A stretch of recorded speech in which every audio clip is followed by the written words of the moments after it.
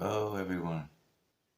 How about if we gonna change this title, this series of video into Tea Time with Tim, where I will talk a little bit about my odyssey, escaping from Vietnam to the U.S. here. So the last time I was stopping at after the my life under the communists.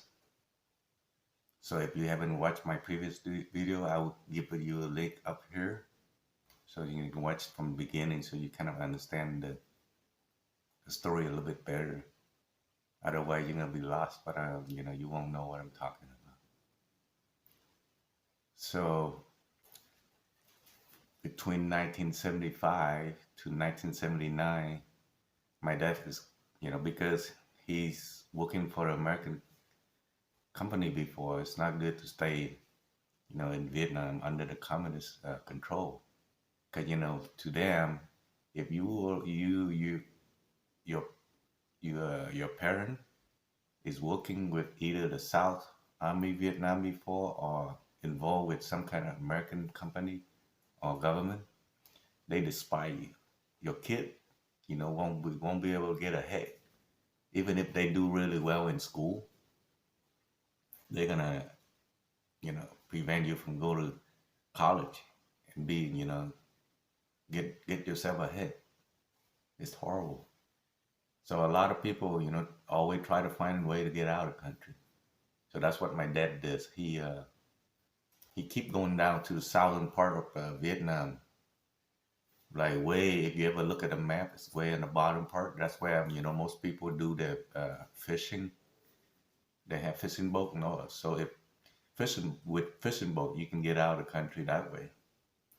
But like I said before, if you're moving around, going somewhere, you have to ask permission from the local cops for permit to go anywhere. So you can't really tell where you're going. You just pretend like you're visiting your relative or have some kind of business down there. So we tried total nighttime, but nighttime total. But all I can really remember in detail is the eighth trip and the ninth trip. So right now I'm going to talk about the eighth trip.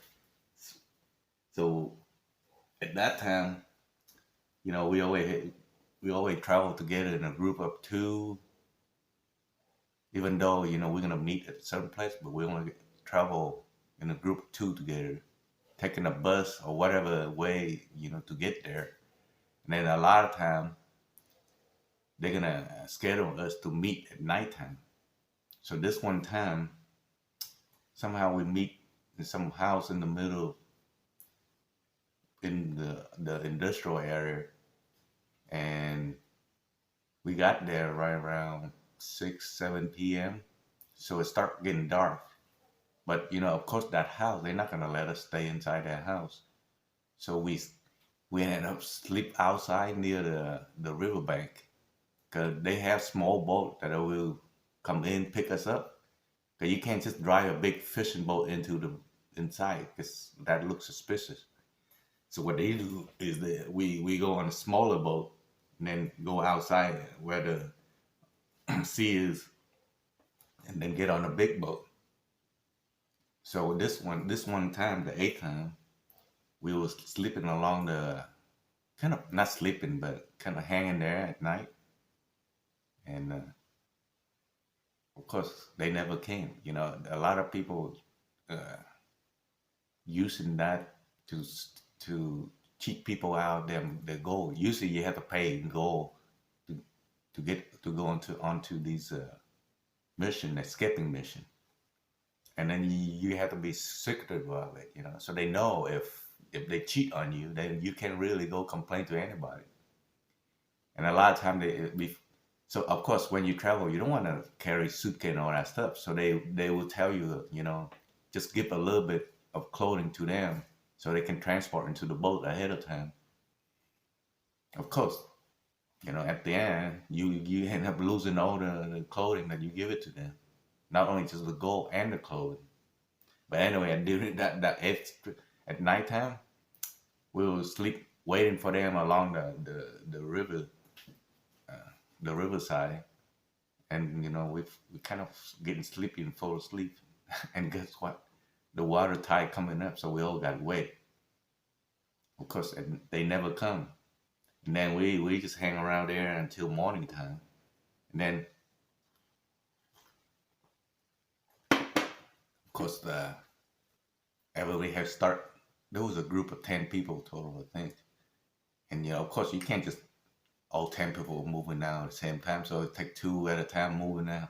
It's funny how we try to be, uh, you know, secretive about it, but to the local, you're not from that area. They know who you are. It's funny to think back that we can trick people not knowing what we do. They know what we do. They just don't want to say anything about it. And so, of course, my dad is traveled with another group somewhere else, and he got the key to the house. So mom and I, stay now. Of course, back then, we don't have no cell phone like nowadays. We can't just call each other and let us know what's going on. We don't even have a phone in the house. The only way is just wait out, hoping that dad will come and tell us what to do.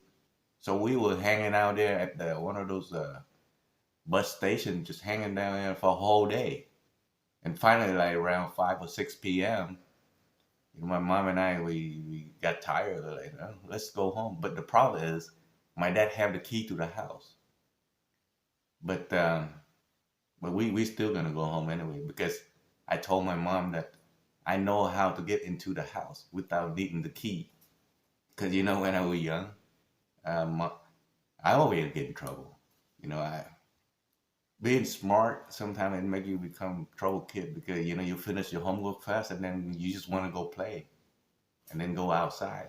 So sometimes my dad even chained me into the desk so I can't go nowhere. But you know me, I figure out how to get out of that chain. But then mom is not home. She locked the door in the front. But I figure out how to go in the back, because in Vietnam, most of the house they have a place up on the roof where they hang clothes. They don't have dryer like we have here. After you wash your clothes, you have to go up and hang it so the sun will dry it. So there's a little stair that you can go up to that little balcony in the back for hanging clothes. So I know how to get up there, and the roof is made out of tile. And then on the side of the roof, there's like concrete walkway. So I learned how to climb up there and go out to the front of the house and climb down and go hang out with my friend. And I always time what time mama or dad gonna come home, then I will climb back in. So I know how to get out of the house and go get in back into the house without going through the front door. So I told mom, hey, I know how to get inside the house. Even though the stair going up to the balcony is locked, but on the side, because in Vietnam, the house that you're not supposed to share a wall with people, but they're only like this much far apart. Well, I think about this much far apart. So that's enough for me to climb to the side, slide down, and go to the little opening that for ventilation. Of course, Vietnam it's hot all year round, so we don't have air conditioning. So a lot of window is wide open window, so that way you have good ventilation throughout the house. So that's how I was able to get inside a house that way, and then go into the front and unlock the door so mom can come in. So we stay at home until morning when dad come home, and then we try again. Like sometimes it take months to plan the trips or to find the right connection to go to. At that time, pretty much the eighth time. Like my parents really literally run out of money now. They have no goal anymore to get on trips. So what you could do is by being being a middleman. So you don't have money, but if you know somebody have money that going on a trip, so if you introduce, I think he introduced total of 3 family, 6 people total plus 3 from my family. That's 9 people. Of course, everybody the other family had to pay the goal for owner of the boat in order to go. So that would brought us into the ninth time that we try to escape. So this time, um, my my dad and I go first, and then mom and another person goes later.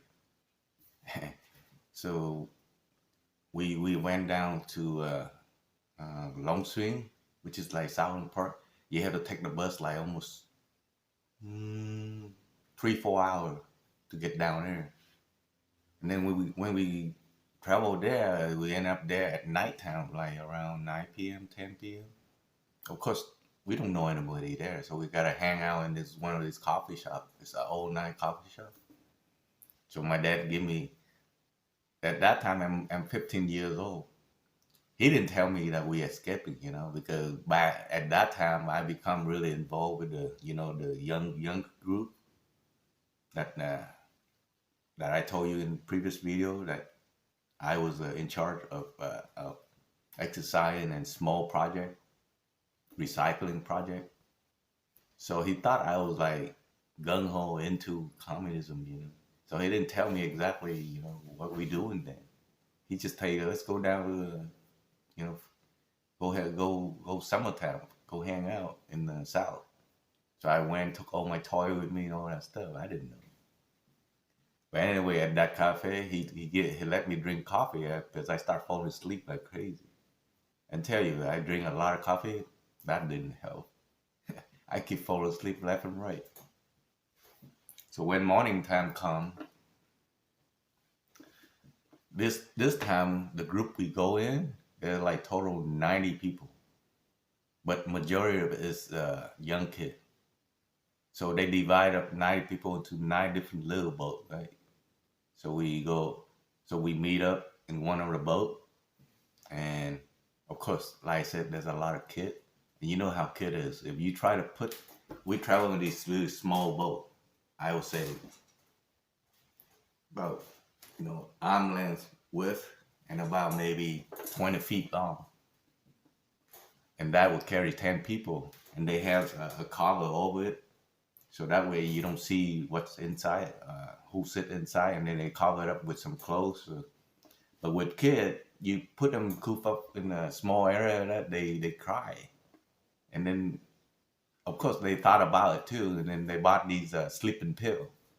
Unfortunately, they bought a fake sleeping pill, and you know how kid is. If you give them medicine, they just scream even louder, and then it didn't work, so they scream even louder when you try to give them more sleeping pill. But fortunately, my dad, he's from the north before, so he have the skin tone, he have the accent of the north. So he put one of these hats that look like he's an official from the north and sit in front of the boat. Of course, one of the patrolling boat went by and they hear all the crying, so they kind of stop by and ask, well, what's going on? And they say, oh, it's nothing. It's just the kid. They sick, so their mom tried to calm it up, but they keep crying. So luckily they go away. Well, of course, this is during daytime. So all these 9 boat, the small one, they can't go out yet. They have to wait until nighttime for the bigger boat, the one that actually go out and see fishing, to come in, and that way all 9 boat will come in and meet, right? At nighttime, and then just all of us jump into the big boat. Well, unfortunately, the boat we halfway through the river, the shaft on the engine that, going down to the water where the propeller, it broke in half. So we stuck there. Of course, on that boat, it was the family of the pilot of the boat. So we stuck there, so everybody had to wait until the next day. And then they tried to fix that. And they tried to fix that boat for that same day. They got the part, they fix it, but you know how river is, it's a tide go up and down. And then by almost I think, what was it, noon?